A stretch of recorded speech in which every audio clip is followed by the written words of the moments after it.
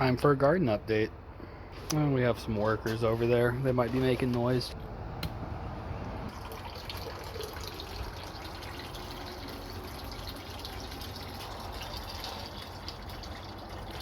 So I had a 5-watt solar pump that was running this garden bed. It died on me. The plants are still kind of alive. The strawberry, the kale, basil, wherever those green onions keep coming from. But it's basically down right now until I get a new pump. They're not too much online. They're like 20 bucks. I just, it's bill time.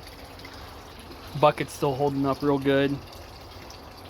I guess I can go over the pond first.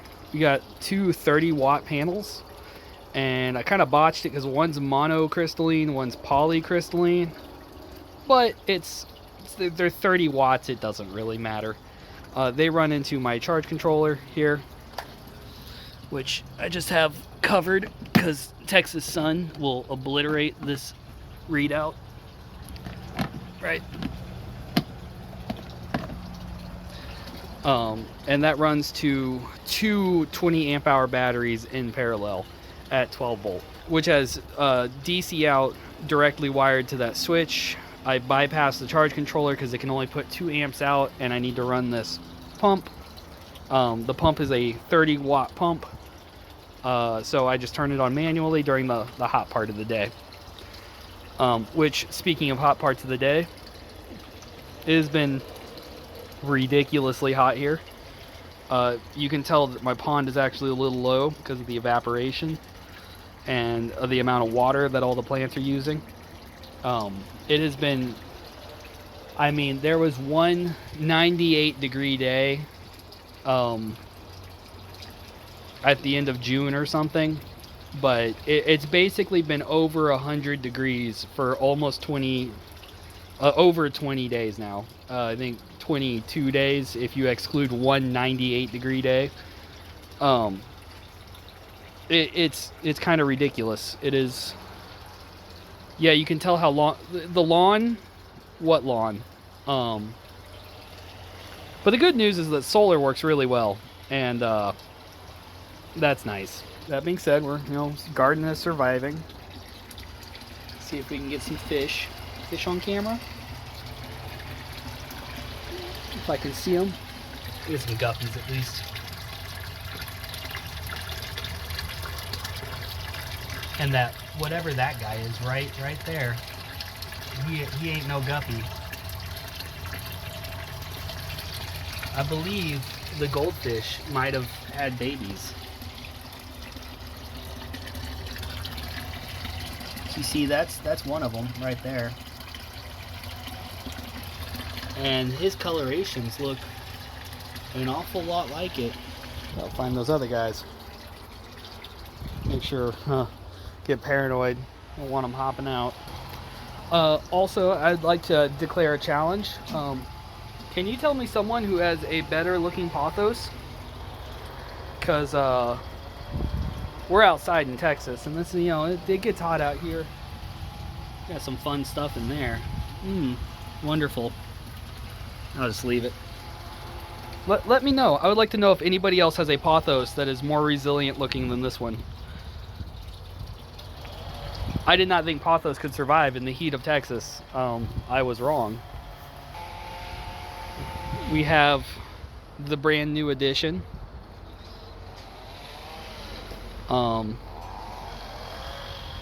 It does not look like much now, but basically it's going to get all mounded up, and that will be the garden bed. Well, I guess it'll be for the fall garden. I'm still working on it. I'm getting up here and just crushing it down every few days. Tomato plant, trimmed. The heat is not doing this any favors, and if you can tell, it's not overwatered, but it is stressed. So I need to move this one into the shade like I have my other plants over there. I just need to think about it for a second. Here's the jalapeno plant. I have picked all the peppers off of all the plants. They might be putting out flowers for new peppers, but none of the pepper plants have peppers at the current moment. Because it's just, I mean, look at this thing. It's just way too hot out here. You know? The lemon trees are noping out, like, you know, it's insane. Blackberry plant is actually doing very good. If anything, I am fairly impressed with how resilient the blackberry is in all this drought. That's becoming my new favorite plant. I got the potatoes out of the asparagus, and we got some new canage here. I could eat that, but I'm gonna let it grow. It needs to reestablish that. Asparagus is actually tolerating the heat fairly well, so go asparagus. It's resilient. I planted that from seed earlier this year, so it's on year 1. It's baby. Here are my shishitos. I removed one of the pepper plants from this container. It was a jalapeno plant, and it was just taking up a lot of room. I missed a pepper here. If you can tell, all the peppers are like kind of runted, stunted. It's just because it's been too hot. It's been way too hot, and the plant is struggling for survival, and it just doesn't want to do peppers. It doesn't want to do. It just wants to stay alive, and that's understandable. I transplanted these not too long ago. I forgot if I made that a short or not, but they're doing pretty good. They're taking well. They're just getting their new growth in. This was all their old growth, and it was pretty bad, but you can tell there's some better stuff coming in. There's a calcium issue, you can tell, but I've already amended. It'll be fine. I don't even want to talk about it. It's fucking zucchini, man. It's too hot here. It's too hot. If the pepper plants are noping out of business, then you know that it's just a little too much. This was, I believe, the jalapeno plant from that container. No, that jalapeno plant is in this container. I've forgotten what this guy is. He's a pepper. It's a nightshade. This is I'm gonna be like, the one day if I come out and I see a flower on my little citrus plant here, I'm gonna lose my mind. This was a seed I started that actually, believe it or not, came out of a cutie orange. A cutie orange. And I don't know about you, but I was always told that cuties don't have seeds. And I've had a lot of cuties in my time. 90% of them don't have seeds. But this one did. And that seed germinated and it grew. If this gives me cutie oranges, I'm gonna lose it. I'm gonna be so excited. It's gonna be the best day in the world. The ones over there, those are just Meyer lemon trees. Also started from seed, but it's nothing exciting. It's a lemon. I don't know if either of those will ever produce fruit. I grew them because I wanted to know how to grow citrus, and you know, if I was going to keep killing citrus plants, at least maybe grow one that doesn't matter. Anyway, we got 2 more hatch chili plants here. These were both hatch chilies. They're doing pretty good. I was a little ambitious by planting 2 trees in the same container. I'm gonna have to divide this out later on in the season. Whenever this winterizes and these leaves start dropping, I'll pull these guys up, separate them out, get them in their own pots. Let's see here. I believe this one is the banana pepper, and this one might be another jalapeno. I'm not really sure. Like I said, none of the pepper plants want to put out peppers. It's just too hot outside. And if you notice, this is how I'm dealing with it, is I have the awning and I just have all of my plants kind of backed up against this awning or underneath this oak tree, to where they get full shade. They're just in full shade now. Oh, I forgot. I do have a couple peppers. Couple habaneros. And they're pretty alright. You know, they're pretty looking peppers. I still have like a dozen of those inside, and I'm scared to eat them. I've also learned a good practice of, it's so hot in Texas that the soil tends to go hydrophobic. So whenever you water something, and especially if it has a drainage in the bottom, most of the times the water never actually gets to saturating the soil because it just goes around the soil and it drains out the bottom. If you put one pot on top of another container, right, and I have this plant offset and this pot's in the center, this soil slows down this water because it kind of gets this clay buildup down here. And I have learned that it is way more effective in watering plants if you have a container in a container. It slows down that water, which lets that water saturate, and that water also saturates because it's being slowed down. It is a great tactic. I highly recommend everybody do it. Obviously, some of the smaller pots, if there's no room, or if you're gonna like crush your little seedling, don't do it. But if you have an established plant, then go ahead, throw another ceramic pot on top of it, because that will help. Not only you're gonna have to water this one anyway, but it'll help keep that one watered as well. It's just an efficiency boon. You know, I could pop one right here. Pop one right there. I just transplanted that the other day, so it's still kind of setting in. That one, oh, that was right. That one was in this other container. I think I threw it away because the plastic was it was brittle, falling apart, and it was like this container here, where I mean you can just, it was just breaking. This is actually pretty rigid. The other one was just fragile, just snapped. But you can see the nesting method here, and I even nested into the wheelbarrow garden, which, you know, this is a hatch chili plant. And you can tell, and this is blowing my mind every time I think I know a pepper plant, and then I do something. This plant is in pure shade, like literally all day long. You see that? That is as much sun as it ever gets. Look how big and beautiful these leaves are. Look at them. So once again, you know, the common lie is full sun. Full sun shouldn't exist. Not in Texas, man. Full sun is the biggest lie I've ever heard in Texas. Okay, somebody telling you in Texas to go put your plant out in full sun is literally setting you up for failure. You know, and I can prove it because look at how much better this plant is doing as opposed to that plant. And they get the same amount of water, they have the same soil, everything is the same.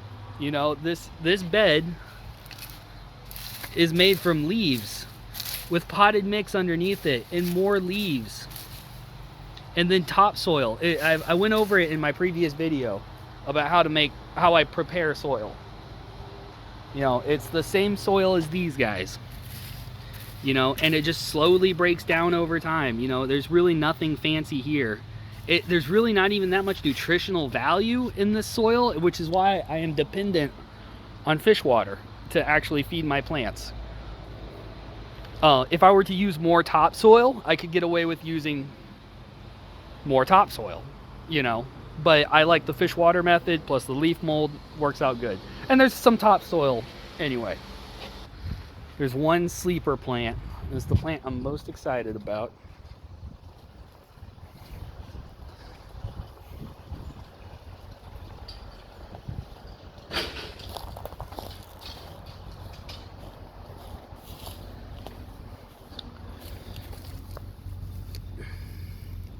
It's just a little tiny guy, but the fact that he's able to even survive here at all is just, it's a saying. It is a fact.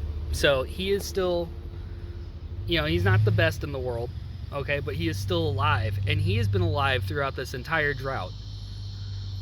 That, gotta remember, it's been over 100 degrees for 22 plus days basically, and this strawberry plant is not dead yet. And the only reason it's not dead is because it's in the shade. That's what the sun does. Also, this is the cucumber plant.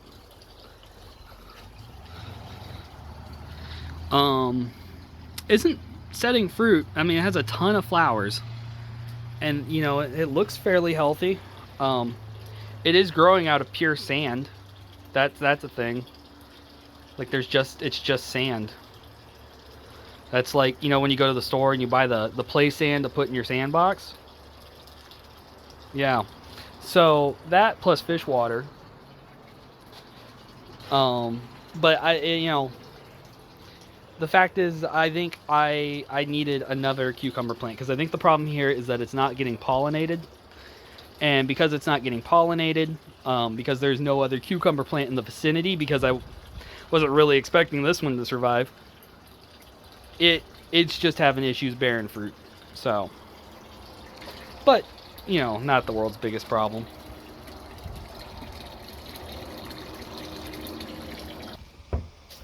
Like I said, we're in a drought, so you know, the real thing is what water? What water?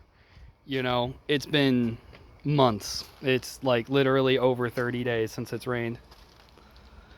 This is the last pool of water left, and it has been evaporating rather quickly. And if you can tell, that's my green water storage and mosquito farm, which I come out here with a net for the fish.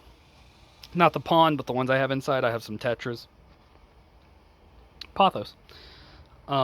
This would have been dried up had it not been for the side of the house with a chicken. Hello, Miss Chick. We have the AC condenser line that runs into the steel bucket, which I've already harvested it this morning, and you know, you can tell it has a good amount of water in there already. It is actually kind of amazing how much water your AC will pump off, and we keep our AC between 75 and 77 degrees, especially during the peak hours of the day. It's 77, which, you know, sounds like horror, except for when you're in Texas and it's 103 outside. 77 feels fine. It's fine. And I really rather care not to have the $300 electric bill, so it's 77. But that's how I've been supplying water to everything I have. I go inside, I put it through my mineralization process, filter it, I add it to a fish tank. If I think that there's still a lack of mineral content within the water, I will add tap water to it, because our tap water is highly mineralized, and this water is completely distilled water. There's nothing in it. So, and the fish need some calcium content, but that's why I have the Argonite set up. Yes, Miss Chicken. She is also quite warm and not happy. Miss Chick, Chick, Chick. Chick, Chick, Chick. Chick, Chick. You'll let me pet you? No, you're not gonna let me pet you? Sometimes she'll let me pet her. Okay. I gotta move this pile of sticks out to the culture bed out front. Yeah, there's just so many sticks, and I gotta crush them down. I'll add the dirt from this pile. This used to be a leaf mold pile. So, if you can see here, that was all leaves. Just leaves, nothing but leaves. And so it makes some good dirt at the end of it, but right now it's just a big old pile of sticks. So I gotta crush them down, get them out front, get some more material on, stack it up, and just keep stacking and stacking and stacking. Because, you know, if you can tell, we have a lack of wood. Yeah, total lack of leaves and wood here. Actually, here, y'all enjoy this little preview. I want to talk about problems.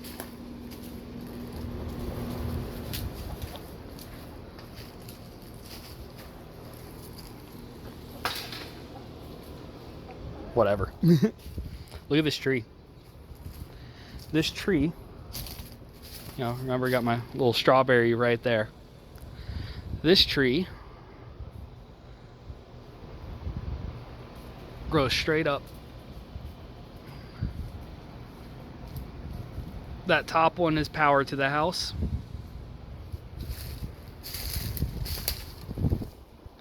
And look at this tree.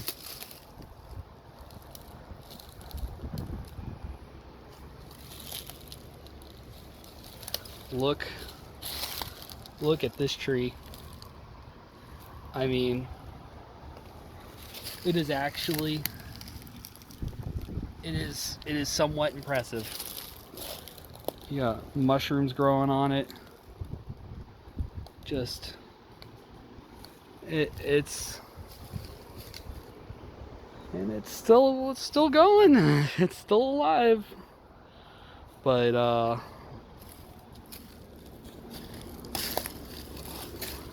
might be a slight problem with it. Just a small problem. Good girl. Go on.